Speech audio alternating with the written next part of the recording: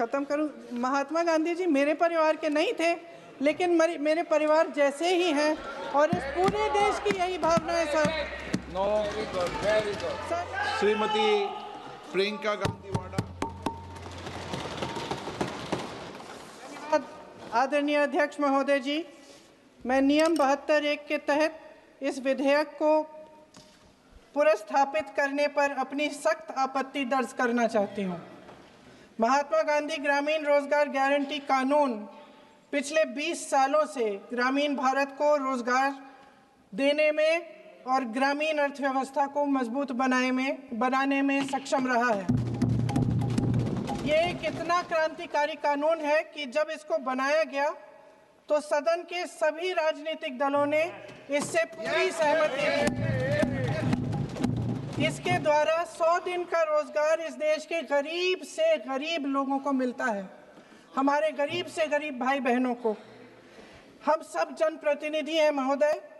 जब हम अपने अपने क्षेत्रों में जाते हैं, आप भी जानते हैं, दूर दूर से हमें दिख जाता है कि मनरेगा का कौन मजदूर है। सबसे गरीब होता है, चेहरे पे झुर्रियाँ होती हैं, हाथ मिलाएं तो सर हाथ पत्थरों की तरह। हाँ सर, मैं कर रही हूँ, पहुँच रही हूँ, हाँ मुझे पहुँचने दीजिए। नहीं, 1 मिनट लूँगी, मुझे पहुँचने दीजिए। सर, उनके हाथ पत्थरों की तरह कठोर होते हैं क्योंकि इतनी मजदूरी करते हैं। तो सर, मेरा जो इस बिल पर ऑब्जेक्शन है सर, ये जो कानून है इसके तहत हमारे गरीब भाई बहनों को जो रोजगार की कानूनी गारंटी मिलती है, जो अधिकार मिलता है, वह इस योजना में मांग के आधार पर संचालित होता है। मतलब जहां जहां रोजगार की मांग है वहां इस योजना द्वारा 100 दिनों का रोजगार अनिवार्य है, देना अनिवार्य है। इसके साथ साथ केंद्र से इसके लिए जो पूंजी जाती है वो भी मांग पर आधारित होती है।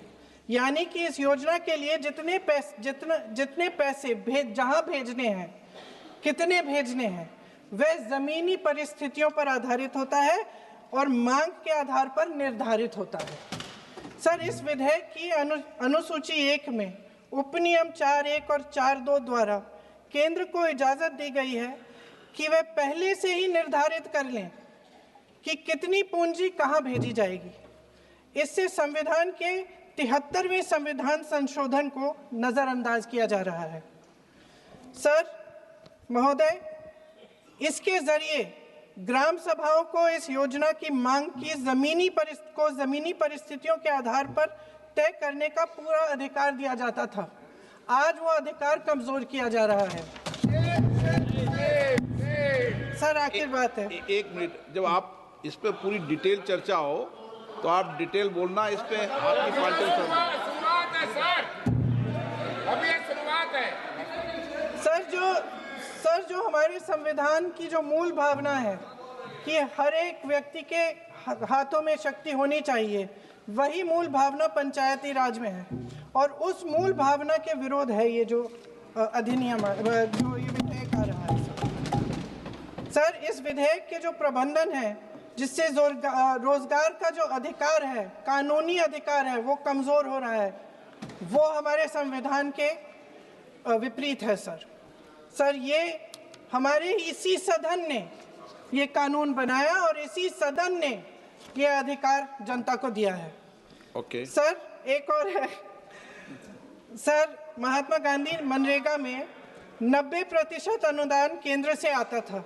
इस विधेयक द्वारा ज्यादातर प्रदेशों में अब 60% आएगा, इसको घटाया गया है। ओके। सर, इससे प्रदेशों की अर्थव्यवस्था पर बहुत भार होगी और खास तौर से ये वे प्रदेश जिनकी अर्थव्यवस्था पहले से ही केंद्र की ओर से जीएसटी के बकाये के इंतजार में है। ओके, माननीय सदस्य। हो गया सर, इस विधेयक द्वारा केंद्र का नियंत्रण बढ़ाया जा रहा है और जिम्मेदारी घटाई जा रही है। सर, जो 100 दिन का अधिकार आपने 125 करने की बात की है, लेकिन इसमें वेतन की बढ़ोतरी, आपकी जो मजदूरी की बढ़ोतरी है, इसकी कोई बात नहीं है। माननीय सदस्यों, सर ये सही बात है कि अभी तक जो बकाया है वो ही पूरा नहीं हुआ है। माननीय सदस्य गणों, मैं आपसे सर आग्रह आखिरी बात ये है सर कि हर योजना का नाम बदलने की जो सनक है ये समझ में नहीं आती है। सर जब जब ये किया जाता है तो सरकार केंद्र को पैसे खर्चने पड़ते हैं। माननीय सदस्यों, मैं आपसे आग्रह करता हूं, ये सर आप पोस्टर रख दे नीचे। मैं ये रख दूं? नहीं, आप पीछे वाले माननीय सदस्य, आप 72 में नियम में विरोध कर दें आप। ठीक। सर आखिरी पॉइंट है कि बिना चर्चा के, बिना इस सदन की सलाह लिए इस तरह से जल्दी में विधेयक को पास नहीं होना चाहिए। सर ये विधेयक वापस लिया जाना चाहिए। इसके बदले में सरकार को एक नया विधेयक पेश करना चाहिए। खत्म करूं? महात्मा गांधी जी मेरे परिवार के नहीं थे, लेकिन मेरे परिवार जैसे ही हैं और इस पूरे देश की यही भावना है सर। सर इस पूरे देश की यही भावना है। माननीय सर आखिरी बात यह है कि गहन जांच पड़ताल और व्यापक चर्चा के लिए इसे कम से कम स्थायी समिति के पास भेजा जाना चाहिए और कोई विधायक किसी की निजी महत्वाकांक्षा, सनक और पूर्वाग्रहों के आधार पर न तो पेश होना चाहिए और न ही पास होना चाहिए। धन्यवाद। माननीय सदस्यगण, मैं किसी भी माननीय सदस्य को बीच में नहीं रोकना चाहता, लेकिन सदन नियमों प्रक्रिया से चलता है, नहीं तो फिर माननीय सदस्य सदन के बाहर कहेंगे कि हमें माननीय अध्यक्ष ने बोलने नहीं दिया।